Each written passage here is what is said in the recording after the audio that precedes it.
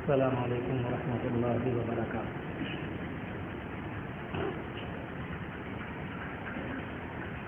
بسم اللہ الرحمن الرحیم۔ الحمد للہ کفی والسلام علی عبادہ الذین اصطفی، اما بعد۔ اعوذ باللہ من الشیطان الرجیم، بسم اللہ الرحمن الرحیم۔ کل نفس ذائقۃ الموت وإنما توفون أجوركم يوم القيامة فمن زحزح عن النار وأدخل الجنة فقد فاز وما الحياة الدنيا إلا متاع الغرور۔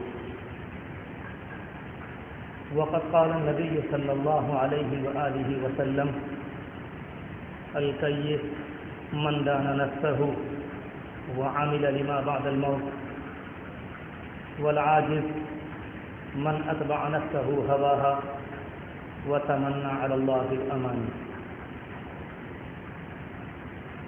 صلی اللہ علی النبی الأمی، صلی اللہ علی النبی الأمی، صلی اللہ علی النبی الأمی۔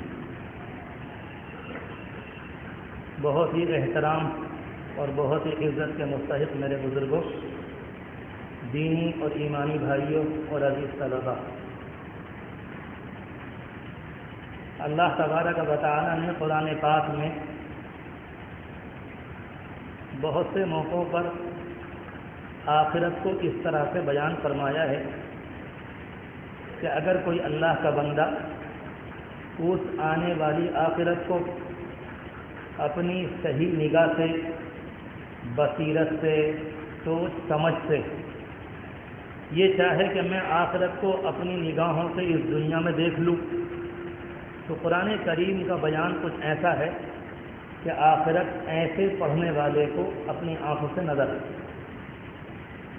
صاف لگتا ہے کہ یہ کچھ ہوگا، اور اللہ تبارک و تعالیٰ کا جو انداز بیان ہے وہ بھی اس طرح کا ہے کہ جیسے کہ سامنے حقیقت کو کھول کر رکھ دیا گیا۔ اور قرآن کریم کی ساری تفسیر اور نبی اکرم صلی اللہ علیہ وسلم کی تمام دینی دعوتی محنت سبھی جانتے ہیں کہ اس کا خلاصہ ہی یہ ہے کہ اس دنیا میں اللہ کے بندے اس کو سامنے رکھ کر اپنی زندگی کو بنا لیں اور صحیح طریقے پر زندگی گزارتے چلے جائیں۔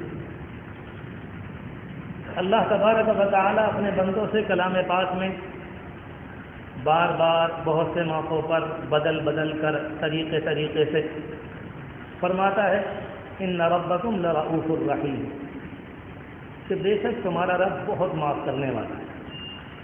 کہیں فرماتا ہے غفور الرحیم، کہیں فرماتا ہے رؤوف بالعباد، کہیں فرماتا ہے ودود کریم لطیف، معاف کرنے والا ہے، بخشش کرنے والا ہے، نوازنے والا ہے، عنایتوں والا ہے، زبردستی اپنے بندوں کو مارنے اور پریشان کرنے والا نہیں۔ ایک موقع پر فرمایا کہ ما یعبأ بکم لولا دعاؤکم، کہ میرے رب کو تمہاری پرواہ نہیں ہے، یہ تو تم اس سے مانگتے رہتے ہو تو وہ تمہاری جانب اپنی رحمتوں کے ساتھ متوجہ رہتا ہے، ورنہ وہ تو ایسا اکبر ہے، ایسا ذوالجلال ہے، ایسی عزت کی شان رکھتا ہے کہ اسے انسانوں کی پرواہ نہیں۔ اگر دنیا کے لوگ اپنے آپ کے متعلق یہ طے کر لیں کہ ہمیں فسادی بربادی اپنے حصے کے اندر لازمی طور پر اس بربادی کو لے کر ہی آنا ہے، تو قرآن کریم کی وہ آیت ہمارے سامنے ہے کہ اللہ زبردستی اٹھا کر کسی کو راہ حق پر نہیں ڈالتا۔ کذب بالحسنی، قرآن کریم میں ہے کہ جس نے سچائی کو جھٹلایا۔ سچائی کا مطلب کیا ہوتا ہے کہ حرام کاری ایک ایسی حقیقت ہے جس کا کوئی وجود نہیں، یہ انسانوں کی اپنی ایجاد کی ہوئی، یہ شیطنت ہے، یہ ابلیسی ہے۔ اور سچائی یہ ہے کہ انسان اپنے آپ کو اس سے ہٹا لے، اور یہ سچائی اس لیے ہے کہ انسان کے دل، انسان کا وجود اس کی گواہی دیتا ہے، کائنات کا ذرہ ذرہ گواہی دیتا ہے کہ یہ دنیا اچھے کاموں کی بنیاد پر ہے، فسادات کی آماجگاہ نہیں، اس لیے نہیں بنائی گئی۔ تو قرآن کریم نے فرمایا کہ جو آدمی سچائیوں کا انکار ہے، شرافت ایک سچائی ہے، حیا پاکی ایک سچائی ہے، زبان سے اچھی طرح سے بولنا ایک سچائی ہے، اعلیٰ اخلاق ایک سچائی ہے، کسی کے ساتھ دھوکے کا معاملہ نہ کرنا ایک سچائی ہے، دنیا کے ساتھ کسی کی لڑکی بہو بیٹی پر نگاہ نہ ڈالنا ایک سچائی ہے۔ تو قرآن کریم کہتا ہے جس نے ان سچائیوں کو جھٹلایا تو اللہ فرماتا ہے کہ ہم اس کے لیے اسی راستے کو آسان کر دیں گے۔ ٹھیک ہے کہ تم نے جان بوجھ کر دیدہ و دانستہ جہنم کی راہ اپنائی ہے، جاؤ بنو، تمہیں معلوم ہو جائے گا، ساتھ تمہارا ستیہ ناش کریں گے، اور شاید تم نے اس کی حقیقت کو سمجھا نہیں تو اس لیے آسان سمجھ لیا مسئلے کو۔ وہ تو ایک ایسی زندگی ہے کہ اگر جنت ہے تو ہمیشہ ہمیشہ کی، اور جہنم ہے اللہ محفوظ فرمائے بالکل نہ ہنجاروں نہ لائقوں نہ فرمانوں کے لیے کہ وہ بھی ہمیشہ ہمیشہ، بالکل کھلی ہوئی حقیقت قرآن کریم بیان۔ تو میں عرض کر رہا تھا کہ اللہ تبارک و تعالی نے قرآن پاک میں ہماری آخرت کو کھول کر بیان فرمایا۔ ایک موقع پر ارشاد فرمایا کہ تم میں سے ہر ایک کو موت کا مزہ چکھے، وَإِنَّمَا تُوَفَّوْنَ أُجُورَكُمْ يَوْمَ الْقِيَامَةِ، اور یہ زندگی کھیل تماشا نہیں ہے، آئے تھے جی لیے، کچھ کھیل لیے، کچھ بدماشیاں کر لیں، کچھ نوٹنکیاں کر لی، کچھ کھا لیا پی لیا، اور اس کے بعد مزے میں جنت میں جائیں گے۔ جنت کا راستہ کوئی پھولوں کی سیج تو ہے نہیں، وہاں پر کوئی شارٹ کٹ بھی نہیں، اور ایسا بھی نہیں کہ میرے من پر فیصلہ ہوگا۔ کل صغیر و کبیر مستطر، قرآن تو یہ بیان کرتا ہے ہر چھوٹی اور بڑی چیز لکھی ہوئی ہے، میرا ریکارڈ میرے سامنے کہ تم کیا کر کے آئے ہو، اور ہمارا ریکارڈ خود ہمارے حق میں فیصلہ کر دے گا، جو تم کر کے آئے ہو تمہارے ساتھ وہ ہوگا۔ اس لیے فرمایا کہ وَإِنَّمَا تُوَفَّوْنَ أُجُورَكُمْ يَوْمَ الْقِيَامَةِ، اللہ قیامت کے دن تم کو تمہارے بدلہ بھرپور دے۔ اور کسی موقع پر حدیث شریف میں فرمایا گیا اگر میدان قیامت میں کسی کو اپنا بدلہ برا لگے، سانپ حصے میں آئے، بچھو آئے، دھوپ آئی، خدا کا غضب آئی، ہمیشہ کی جہنم آئی، نبی اکرم صلی اللہ علیہ وسلم نے فرمایا کہ فَلَا يَلُومَنَّ إِلَّا نَفْسَهُ، اللہ کو برا مت کہنا، یہ تمہاری اپنی کمائی جو تم کما کر لائے۔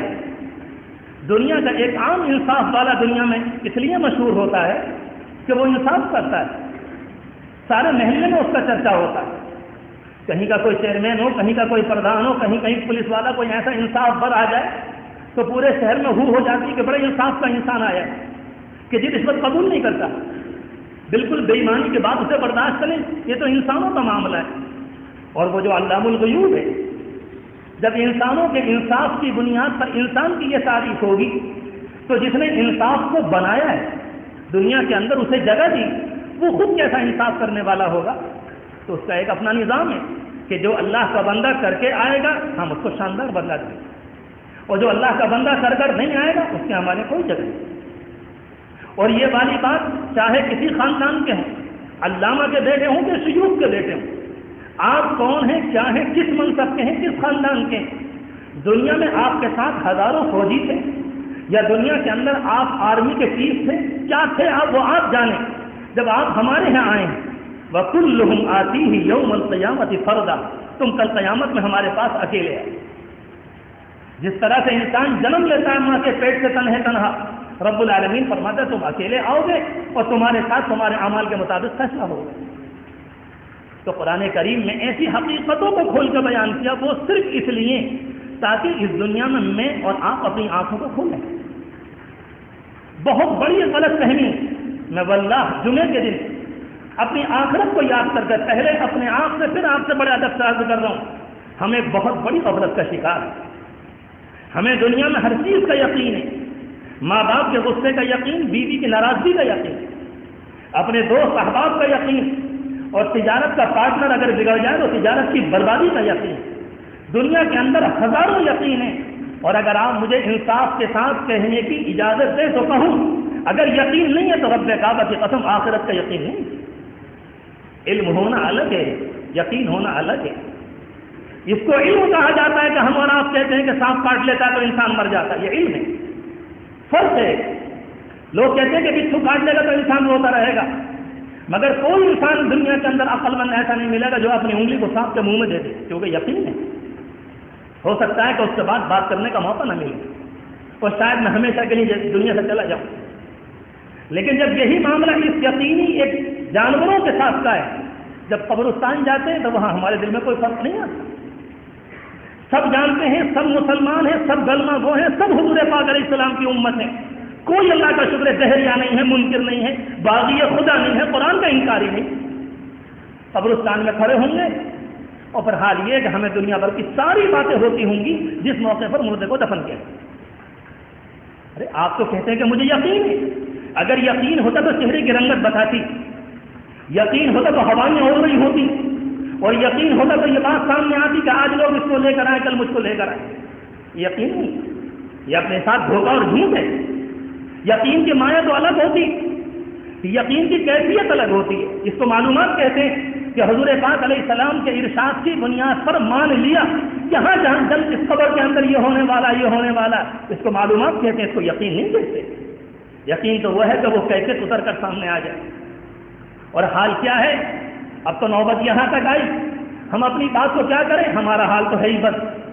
نوبت یہاں تک آئی کہ وہ قبرستان جو انسان کو آخرت کی یاد دلانے کا ذریعہ تھا، جوؤں کا اڈا، تاشوں کا اڈا، دنیا کی ہر حرام کاری اور زنا کا اڈا، اور اس کے بعد پورا اطمینان ہے کہ مجھے آخرت پر یقین ہے. کس دیوار سے سر پھوڑیں، کہاں جا کر روئیں، اور کس سے کہیں اگر میں اور آپ ایک دوسرے سے نہیں کہیں گے، آپس کا مذاکرہ نہیں ہوگا اور آپس میں کہنا نہیں ہوگا. اب تو نوبت یہاں تک آ گئی، جو نئے علم والے ہیں تو نئے تعلیم یافتہ ہیں، مذاق اڑاتے ہیں، کہتے ہیں ملا جی قبرستان میں جانا ہوا، ایک جگہ دفن میں گئے، بہت سی قبروں پر ہاتھ رکھ کر دیکھا، ہمیں تو کوئی قبر گرم نہیں معلوم ہوتی، ہم کیسے مانیں گے اس کے اندر آگ کی بھٹی لگی ہوئی. وقت آ رہا ہے، دور نہیں ہے. میں نے اور آپ نے آج جمعے کے دن کپڑے پہنے، ہم نے اور آپ نے کپڑے بدلے، شاندار طریقے پر نہلائے، شاندار طریقے پر صابن لگایا، خوشبو میسر بھی تو خوشبو لگائی، بہترین طریقے پر جمعے کی تیاری میں پہلے آ گئے، اور یہ سارے کام آج ہم نے اپنے ہاتھ سے کی. اللہ کا شکر ہے، مجمع سجا ہوا، چمکیلے کپڑے پہن کر اچھے لباس میں حاضر ہے. لیکن میرے دوستوں، میں اپنے آپ سے کہہ رہا ہوں، پھر آپ سے ایک وقت وہ آئے کہ ہم اپنے ہاتھ سے نہ نہا سکیں، ہمارے کپڑے اتریں گے نہیں، کوئی کیسی کاٹ کر اتارے. اور جس طرح سے یہ در و دیوار بڑھا ہے میرے اور آپ کے سامنے، جس طرح سے یہ دیوار اور یہ پنکھے حق ہے، رب کعبہ کی قسم اس سے بڑھ کر یہ حق ہے کہ موت آئے گی اور یہ سب کچھ ہوگا. میں مانوں کہ نہ مانوں، میرا سڑا ہوا نفس مجھے ماننے دے کہ نہ دے، یہ حقیقت ہے. ایک وقت آئے گا سانس اکھڑے گا، ایک وقت آئے گا تختے پر پڑے ہوں گے، ایک وقت آئے گا کپڑے اتارے جائیں گے، ایک وقت آئے گا کہ لوگ ہمیں نہلائیں گے، اور ایک وقت آئے گا کہ کفنائیں گے. اور جس طرح سے آج جمعے کی نماز پڑھ کر ہم شاندار طریقے پر اپنے گھروں پہ جانے کا ارادہ رکھتے ہیں، اسی طریقے پر اسی شاندار طریقے پر نماز پڑھا کر گھر ہمیشہ کا جدا ہوگا اور ہمیشہ کی قبر میں چلے جائیں. یہ بدیہی حقیقت ہے. دنیا کا کوئی شریف انسان اللہ یہ کہ پاگل اور معذور ہو ان حقیقت کا انکار نہیں کر سکتا. نبی اکرم صلی اللہ علیہ وسلم نے صحابہ کرام کے درمیان جب ان مضامین کو بیان فرمایا، ان اللہ کے بندوں کا مزاج تھا، ان کی طبیعت تھی، وہ یہ جانتے تھے کہ پیغمبر دنیا میں کسی کو ڈرانے اور دھمکانے نہیں آئے. وہ اس بات سے واقف تھے کہ پیغمبر کی ہر بات حق ہے. وہ اس بات کو بتانے آئے تھے کہ ہم تمہاری دنیا کے اور آخرت کے اعتبار سے نجات دہندہ ہیں. ہم تمہیں بتانے آئے ہیں شریفانہ زندگی کس کو کہا جاتا ہے. ہم تمہیں بتانے آئے ہیں کہ وہ زندگی کون سی ہے جس کو دیکھ کر اللہ راضی ہوگا. صحابہ کرام کے سامنے جب یہ کیفیت آئی، خود بیان کرتے ہیں کہ ایک موقع پر حضور پاک علیہ السلام نے ممبر کے پاس بیٹھ کر ہمارے سامنے قبر کے حالات بیان فرمائے. مردے کو رکھا جاتا ہے، فرشتے آتے ہیں، آ کر بیٹھاتے ہیں اور سوال کرتے ہیں. قبر کی اندھیری خطرناک صورت میں ایک فرشتہ سامنے آ کر بیٹھا ہے اور وہ انسان سے معلوم کرتا ہے مرد کو. اس زمانے میں پولیس کا کوئی ہائی کمشنر یا کوئی کسی بڑے عہدے کا انسان کسی چور ڈکیت سے معلوم کرنے پسینے آ جاتے ہیں، جبکہ اس کے پاس بھاگنے پر رشوت کے 1000 چور دروازے ہوتے اور اسے یہ معلوم ہے کہ میرے گھر والے بھاگ دوڑ کر رہے ہیں، شاید آج یا کل بچ جاؤں گا، ایک دن باہر آ جاؤں گا. مگر وہاں نہیں، یہ حقیقت ہے. صحابہ کرام کہتے جب آپ نے بیان فرمایا، وہ صحابہ جن کی نماز قضا نہیں ہوئی تھی، وہ صحابہ جو چور ڈکیت نہیں تھے، وہ صحابہ جو خائن چور نہیں تھے، اور کہنے دیجیے وہ قاتل نہیں تھے، وہ ظالم نہیں تھے، وہ حرام کار نہیں تھے، وہ تاش سے کھیلنے والے نہیں تھے، وہ جواری نہیں تھے، وہ جوئے کے نام پر اپنی تجارت کو حرام کرنے کے عادی نہیں تھے، وہ ایسے ناپاک نہیں تھے، وہ آسمان نبوت کے ستارے تھے. اور بخاری کی روایت کے مطابق جب اللہ کے رسول نے وہ منظر بیان کیا تو کہتے ہیں ایسی سب کا پہاڑ آئی اور ایسی لرزش تاری ہوئی، ہم نے مسجد نبوی کے ستون کو پکڑ لیا اور ایسا لگا کہ قیامت فوراً آئی ہے. اس کو دلی کیفیت کہا جاتا ہے، اس کو کہتے ہیں دل سے ماننا، اس کو کہتے ہیں رب العالمین کا استحضار، اس کو کہتے ہیں پیغمبر کی صحیح تابع داری، اس کو کہتے ہیں قرآن کریم کی حقانیت کو ماننا۔ مطلب قرآن کریم کے ماننے کا نہیں ہے کہ اتنی موٹی عظیم الشان مبارک کتاب ہے، مطلب قرآن کریم کے معانی اور مطالب اور اس کے مفاہیم اور اس کے اندر جو قائم کیے گئے، اس کے اندر زندگی کو بنانے کے لیے اور چمکانے کے لیے جو ہدایت دی گئی ہے، اگر کوئی اللہ کا بندہ ان کو مانتا ہے تب کہا جاتا ہے کہ قرآن کریم کے اوپر ایمان۔ حضور پاک صلی اللہ علیہ وسلم نے ایک موقع پر بیان فرمایا، صحابہ کرام کہتے ہیں زجر المسلمون زجرا، کہ مسلمانوں کو چیخ نکلے کہ کل تو کیا ہوگا۔ حال یہ ہے کہ ایک زمانے کے اندر 28 پارے کی ایک آیت نازل ہوئی جس میں قرآن کریم کا بیان ہے، یوم یقول المنافقون والمنافقات للذین آمنوا انظرونا، کہ میدان حشر میں جہاں رب العالمین کا جلال خطرناک ہوگا، جہاں اللہ کا غصہ انتہائی ہوگا، تو تصور نہیں کر سکتے ہم اور آپ اس دنیا میں اس غصے اور غضب کو دیکھ کر اس پوری شخصیت کے بعد آدم علیہ السلام کے پاس جب مخلوق جائے گی اور وہ جواب میں یہ کہیں گے، ہاں مجھے معلوم ہے آج رب العالمین کا غصہ انتہا کو ہے، میرے اندر طاقت نہیں، میرے اندر یہ ہمت نہیں، میں رب العالمین سے جا کر کچھ کہہ سکوں، میں جانتا ہوں تم میری ذریت ہو اور میں جانتا ہوں کہ میں ابو البشر ہوں، مگر ہو سکتا ہے کہ اللہ مجھ سے یہ معلوم کرے کہ آدم تم ان کی بات کہنے آئے ہو، اس فائل کو نکلواؤ اور اس کا حساب دو، ہم نے تم سے جنت میں کہا تھا اس طرح سے قریب مت جانا، تم نے نافرمانی کی۔ وہ کہیں گے آج آدم کے جانے کی ہمت نہیں۔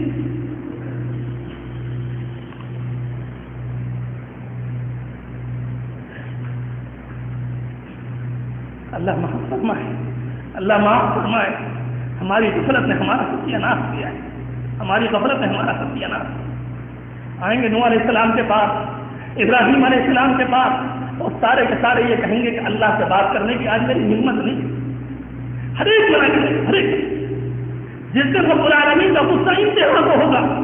قرآن کریم کی آیت ہے کہ رب العالمین کی جانب سے ایک وقت بالکل اندھیرا ہو جائے گا اور کہا جائے گا اس اندھیرے میں اس پلسرات کو پار کر کے چلو، اور جن اللہ کے بندوں کے پاس اعمال ہوں ان کا نور ہوگا، اور ان کا نور کی روشنی میں وہ اللہ کے بندے اپنی منزل کو دیکھتے ہوئے چلے جائیں۔ حدیث شریف میں آتا ہے کہ بعضوں کا نور پہاڑ سے بڑھ کر، بعضوں کا نور انسانوں سے بڑھ کر، بعضوں کا نور انسان کے جسم کے برابر، اور بعض ہم جیسے بدعملوں کا نور انگوٹھے کی نوک کے اندر ہوگا، اور وہ بھی کبھی بجھے گا اور کبھی چلے گا، اور وہ اندھیری جو اللہ کی طرف سے اس میں کہا جائے گا جاؤ تم اس کو پار کرو، اور جیسے ہی اہل ایمان پار کریں گے، پار کرنے کے بعد بیچ میں دیوار اچانک آ جائے گی، جو پیچھے رہ گئے وہ باہر رہ گئے، جو اندر چلے گئے وہ اندر چلے گئے، اور یہ باہر والے چلا کر کہیں گے تیلن ضرور نقتبس من نورکم، ارے ٹھہرو ٹھہرو ٹھہرو، تم نے کہاں چھوڑ دیا؟ ہم تمہاری سوسائٹی کے قریب، ہم تمہاری بیٹھک کے قریب، ہم تمہارے شادی بیاہ کے قریب، ہم تمہاری تجارت کے پارٹنر، ہم تمہارے دنیا کے قریب، ارے تم کہاں چلے جا رہے ہو؟ نقتبس من نورکم، اندر سے آواز آئے گی قیل ارجعوا وراءکم، جاؤ جاؤ پیچھے جاؤ، آج ہمارا تمہارا کوئی تعلق نہیں۔ کسی کا باپ وہاں تو کسی کا بیٹا وہاں، کسی کی بیوی وہاں تو کسی کا باپ وہاں، کسی کا شوہر وہاں تو کسی کے پوتے وہاں، اور کسی کی اولاد وہاں تو دوست وہاں، اور ساری دنیا بتر بتر ہو گئی، اور وہ اللہ کے بندے آ گئے۔ اور جب بہت کہا جائے گا، ایک دفعہ آواز لگائیں گے ادھر کے لوگ، ینادونہم الم نکن معکم، آواز آئے گی پیچھے سے دیوار کے پاس، کیا ہم تمہارے ساتھ نہیں تھے؟ کیا ہم تمہاری بیٹھکوں میں نہیں تھے؟ وہ جواب دیں گے قالوا بلا تم تھے، ولکنکم فتنتم انفسکم، مگر تمہارے نفس نے تمہیں گمراہ کر دیا۔ تم نے پیغمبر کو مانا کب تھا؟ تم جن رات دیکھ رہے تھے کہ دنیا کی تہذیب بہتر ہے کہ پیغمبر کی بہتر ہے، یہ چلن بہتر کہ یہ بہتر، یہ تہذیب بہتر کہ یہ بہتر، یہ لباس بہتر کہ یہ بہتر، ڈرائنگ روم یہ بہتر کہ یہ بہتر، ولکنکم فتنتم انفسکم وتربصتم، تم نے انتظار کیا اور اس کے بعد کا وغرتم، تم نے اپنے آپ کو دھوکہ دیا۔ اور آج حال یہ ہے کہ رب العالمین کی جانب سے وہ دن آ گیا۔ جو بات بیان کرنی تھی وہ یہ، جس دن یہ آیت نازل ہوئی، وہ مدینہ منورہ کا سماج جن میں اللہ کا شکر کوئی گناہگار نہیں تھا، وہ سارے اللہ کے بندے، وہ سارے حضور پاک علیہ السلام کے محبوب ترین افراد، اور وہ سارے کے سارے قرآن کریم کے رنگ رگے ہوئے۔ جس دن قرآن کریم کی آیت آئی، محدثین اور محدثین اور مفسرین نے جملہ لکھا ہے اپنی اپنی کتابوں میں، مدینے کے گھروں میں روٹی نہیں پکی، اور عورتوں کی چیخ پکار کی باہر آواز تھی کہ پتہ نہیں ہمارا کیا ہوگا، ہم اس دیوار کے ادھر ہوں گے کہ ادھر. یہ تو صحابہ کرام کا معاملہ ہے. سوچو تنہائی میں کہ ہو کیا رہا ہے، کوئی سوچنے کو تیار نہیں. لڑکی کا لباس یہاں تک کوئی پوچھنے کو تیار نہیں. رات کی تنہائیوں میں لڑکی جا رہی، کوئی پوچھنے کو تیار نہیں. دن رات جوئے کی بنیاد پر کمائی ہو رہی، کوئی پوچھنے کو تیار نہیں. ارے نوجوانوں میں ہاتھ جوڑ کر کہہ رہا ہوں، بتاؤ دل کے اوپر ہاتھ رکھے کیا نعوذ باللہ رسول اللہ ایک دنیا میں فراغ لے کر آئے تھے؟ کیا ان کی تعلیم ہونے والی ہے؟ کیا انسانوں کو جھوٹا بنانے آئے تھے؟ انسانوں کو مختار کرنے کے لیے آئے تھے؟ کیا ہم یہ کہتے کہ قرآن کریم اور حضور پاک علیہ السلام کی احادیث یہ ساری کی ساری نعوذ باللہ خدا کی پناہ یہ سب بیکار ہیں؟ زندگی اس کو کہا جاتا ہے جو جانور و کتوں کے طریقے پر ہوتی ہے. کیا اس کا نام ہے زندگی؟ کوئی تو اپنے کو تیار نہیں. تو زمانے پہلے بھائی سے بات ہوئی، میں نے کہا بھائی میں بھی کوشش کروں آپ بھی کریں، گناہ نہ کریں. وہ کھل کر مجھ سے کہتے ہیں ہاں الحمدللہ صبح سے شام تک کوئی گناہ تو ہوتا نہیں مگر پتہ نہیں کیا ہوگا. ہاں سوچو، کوئی لڑکی میری نگاہ سے بچ کر نہیں جاتی، کوئی بدتمیزی ایسی ہم قریب نہ ہو، کوئی لمحہ اس طرح کا نہیں جو ہمارا غیبت میں نہ ہو اور کسی کے آبرو پر ہاتھ نہ ڈالے، کسی کے خلاف پلان نہ بنائیں اور حضور پاک علیہ السلام کے راستے کے خلاف ہماری زندگی نہ چل رہی ہو. اور اس کے بعد دعویٰ یہ ہے کہ ہم بالکل مت نہیں، ہم بالکل مت نہیں. یہ غفلت ہے، یہ غفلت ہے، یہ غفلت ہے. جس دن آخرت کا یقین ہوگا، وہاں کے ساتھ بچھو کا یقین ہوگا، اپنی قبر کا یقین ہوگا، فرشتوں کے آنے کا یقین ہوگا، جلنے کا یقین ہوگا. اللہ کی قسم یہی دنیا ہوگی، یہی سوسائٹی اور یہی بیٹھک ہے. اور آپ کے سامنے اگر کوئی مت کرے گا ہاتھ جوڑ کر کہہ دیں گے میرے اندر جلنے کی طاقت نہیں، تم یہاں سے چلے جاؤ. جو جتنا بڑا فراڈیا آتا ہے مجلس میں اس سے دوستی کا ہاتھ ملائے جاتے ہیں. جو جتنا بڑا بیمان وہ اتنا بڑا شریف. یہ کوئی نئی بات نہیں. حضور پاک علیہ السلام نے فرمایا تھا کہ قیامت سے پہلے قوم کا بدترین، قوم کا کمینہ، قوم کا رذیل اور قوم کا سڑا ہوا انسان ساری دنیا اس کا احترام کرے گی. اور جو بیچارے دیندار ہوں گے لوگ انہیں اپنی مجلسوں میں اپنے دسترخوان پر بیٹھانا بھی گوارا نہ کریں. ہمیں یقین حضور پاک علیہ السلام کی حدیث پر ہم بار بار ایمان لائے. اور جب میدان حج میں انشاءاللہ اگر ملاقات ہوگی کہیں گے اللہ کے رسول خدا کی قسم اس دنیا کے اندر قیامت سے پہلے آپ نے ایک دھولے کو سچا پایا ہے، آپ جو کچھ کہہ کر آئے وہ سب کچھ بتا. کون سی بات ہے؟ کمینے آسمان پر، شریف بیچارے نیچے. زندگی کا گزارن دوبھر ہو گیا، چلنا دوبھر ہو گیا.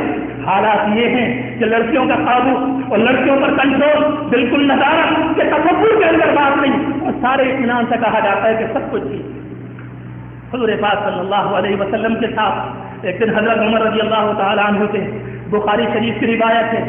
میدان احد میں آپ تشریف لے گئے، احد پہاڑ کے اوپر چڑھے اور وہاں پر اچانک احد پہاڑ میں لرزش ہوئی.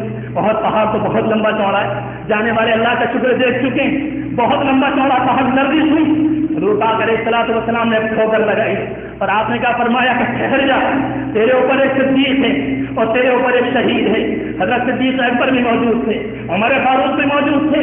حضور پاک علیہ السلام کی گواہی کے بعد یہ مسئلہ کہ آپ جنتی ہیں 100% کہ ایک اللہ کا بندہ شہید موجود ہے اور پیغمبر کی گواہی کے بعد کوئی مسئلہ نہیں.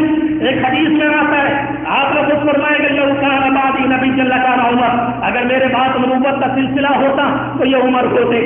ایک مجلس میں آپ نے فرمایا، ترمذی کی روایت کے اندر آتا ہے کہ 10 صحابہ کرام کے نام لیے، ابو بکر فی الجنہ، عمر فی الجنہ، عثمان فی الجنہ، علی فی الجنہ، ابو عبیدہ فی الجنہ، زید فی الجنہ، تمام کے نام لیا آپ نے تقریباً 10 صحابہ کرام کے. پیغمبر اپنی زبان سے اس دنیا میں ان اللہ کے بندوں کو جو پیغمبر کی بات پر سب سے زیادہ یقین کرنے والے، ان کی تابع داری میں نمبر 1 پر اور دنیا میں سب سے آگے بڑھنے والے، ساری باتیں کانوں سے سنی اور بار بار سنی. صحابہ کرام نے گواہی دی، ہم نے اپنے کانوں سے سنا ہے کہ رب العالمین نے آپ کے لیے جنت کو طے کر دیا. مگر جب انتقال کا وقت آتا ہے انہیں عمر فاروق کا، انہیں صدیق اکبر کا، انہیں سلمان فارسی کا، انہیں ابو ہریرہ کا، انہیں حضرت عائشہ کا، انہیں ام سلمہ کا، ان کی تمام روایتوں کو پڑھ کر چلے جائیں. روایت میں آتا ہے حضرت عمر رضی اللہ تعالیٰ آخری وقت میں بچی کے موقع پر آپ کا سر اپنے بیٹے کی گود میں تھا. آپ نے فرمایا کہ بیٹے اس سر کو زمین کے اوپر رکھ دیں. روایت میں آتا ہے کہ بیٹے کہا ابا جان آپ میں کیسے رکھ دوں؟ پھر ہوش آیا، کہا کہ بیٹے کیسے اسے رکھتے اس کو زمین پر رکھتے. لکھائے مورخین نے جس موقع پر رکھا انہوں نے ایک کرکٹ لی، اپنے گالوں کو زمین کے اوپر رکھ دیا اور جھگڑا. کہا کہ اللہ عمر پر رحم کرنا، مجھے نہیں معلوم کہ میرے ساتھ کیا ہونے والا ہے. اپنی زبان سے سنا، اپنے کانوں سے سنا، صحابہ کرام کے مجمع میں سنا، اور صحابہ کرام میں تعلق جو آدمی کسی مسئلے میں گواہی دے دیں قیامت تک وہ چیز قانون بن جایا کرتی ہے۔ ان تمام باتوں کے باوجود اس کو خوف آخرت کہا جاتا ہے۔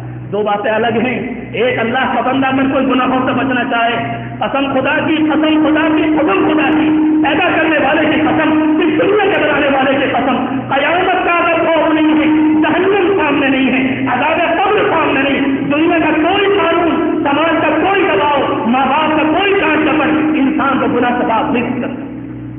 قرآن کریم میں اس لیے بیان کیا گیا ایمان والے کون ہیں؟ وہ بالآخرت هم یوقنون، یہ کون ہیں جو آخرت پر ایمان رکھتے ہیں۔ بار بار جہنم کو بیان کیا گیا کہ جس زمانے کے اندر سورج بے نور ہو جائے گا، جس زمانے میں ستارے ڈھل جائیں گے، جس زمانے میں سورج امنڈ کر آ جائیں گے، جس زمانے میں قتل و غارت گری نکل کر آئے گی، جس زمانے میں معصوم بچی آ جائے گی، یہ سب کچھ قرآن کریم بیان کرتا ہے۔ وہ اس لیے یاد رکھیں، اس لیے فرمایا قرآن کریم نے وَأَمَّا مَنْ خَافَ مَقَامَ رَبِّهِ، جس نے اپنے آپ کو اللہ کے سامنے اللہ کے سامنے کھڑے ہونے سے وہ اللہ کا بندہ کانپ گیا، ڈر گیا، قرآن کریم بیان کرتا ہے، تو اس کا ٹھکانہ تو ٹھیک ہے۔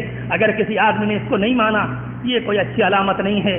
میرے دوستو، میں دل توڑنے کھڑا نہیں ہوا، میں یہ کہنے کھڑا نہیں ہوا کہ ہم سب نعوذ باللہ خدا کی پناہ کوئی جہنمی، میں کسی کے دل پر حملہ نہیں کرتا، مگر جو عمومی صورتحال ہے اس کو بیان کرنے کو دل چاہتا ہے۔ آپ بھی کریں، آپ بھی بیان کریں اور بتائیں کہ ہمارے اور آپ کے لیے جوئے سے پیچھے ہٹنا، یہ نمبر 2 کی 4 چور بازاری، ہزاروں طریقوں پر جو چوری ہو رہی ہے، اس سے پیچھے ہٹنے کا ایک طریقہ ہے۔